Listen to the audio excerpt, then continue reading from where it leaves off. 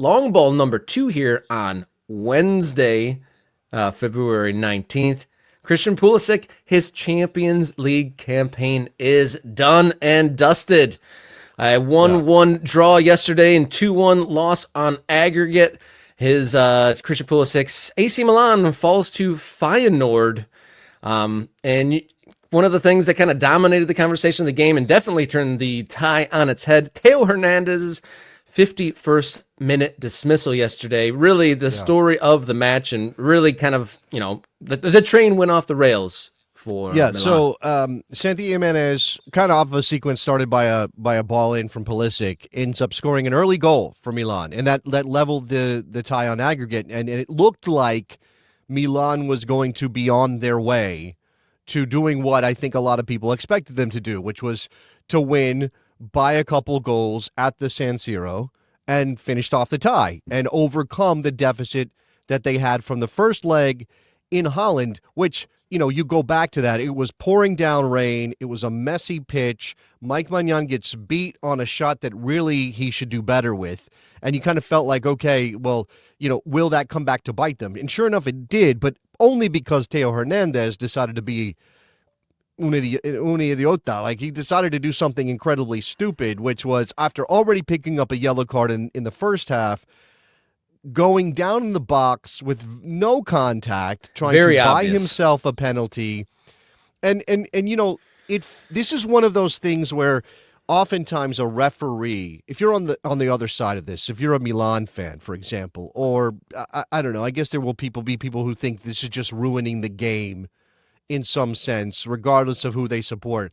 But you could say, oh, how dare the referee pull that yellow, knowing that Theo was already on a yellow. How dare he pull the yellow and ruin the game, right? Put Milan down a man and change the proceedings and basically make it so it's no longer completely a fair fight in a Champions League match that's going to decide who moves on to the round of 16. But we should be empowering our referees to make these decisions, right? If you don't like diving, if you think diving is a scourge on the game, then you should be celebrating the yellow card that Theo was given. And it's his fault that after he had already picked up a first yellow, he put himself in a position to be sent off. And obviously for Conceição, the manager for Milan, it completely ruined any plan that they might have had. Now, they could have been better. Rafael Leao was once again just the most frustrating player on the field. I think João Felix was very close to just as frustrating as Rafael Leao was. Yunus Musah was pretty good on the day. They pulled Pulisic off after just about an hour.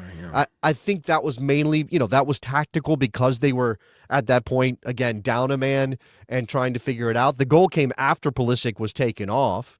So, and then, late in the game with no Pulisic, when you're chasing now the result, you need to go win the game because you're level in the match and you're down on aggregate. He brings on Chukwueze, and there just wasn't enough there to make it happen for Milan. It's extremely disappointing because not only is it a couple of Americans now out of the Champions League, it hurts Italy in terms of the chase for one of the fifth spots next year, which could have been something Milan could benefit from in the league, because look at where they are right now in the table in Serie A. And it's just, this is one of the biggest clubs in European footballing history.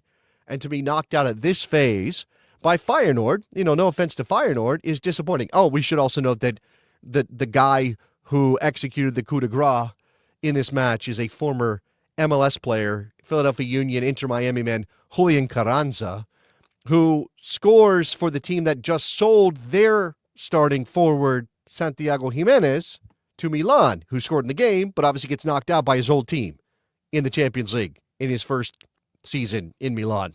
There's storylines on top of storylines. Yeah, it's quite the web of folks going this way and that way, all kind of wrapped up in one storyline. But Christian Pulisic and Yunus Musah, who was kind of cooking in this last few matches, are out of the Champions League. And I think that performance, especially at the end when they were down, kind of looked like, definitely an incomplete package, and not the full sum of their parts, not quite balanced and not quite put together quite right just yet. They sit in seventh, 5 points out of Champions League spot for next year. They do, though, have the Coppa Italia semifinal to look forward still on April 2nd versus either Internazionale or Lazio. And if you've been watching the Pulisic documentary, you'll know that the Lazio fans, not fans of Christian Pulisic. So that could be interesting. I'm behind on my Pulisic doc. Why are they not fans of our guy? What's happening over there? So in the 2024 or 23-24 season, there was a match between Milan and Lazio in which Christian Pulisic was involved in two different Lazio players getting sent off for fouls against him. And so the Lazio fans, being who they are, took that very personally and was, so it's not the Lazio's players' fault for fouling Pulisic. It's Pulisic's fault for being fouled. Is that what we're hearing? Okay, all right, makes sense. And I think one of the things on the first red card, he did the whole like card him sort of gesture, and maybe that fueled the fire a little bit. But they're in the Pulisic documentary.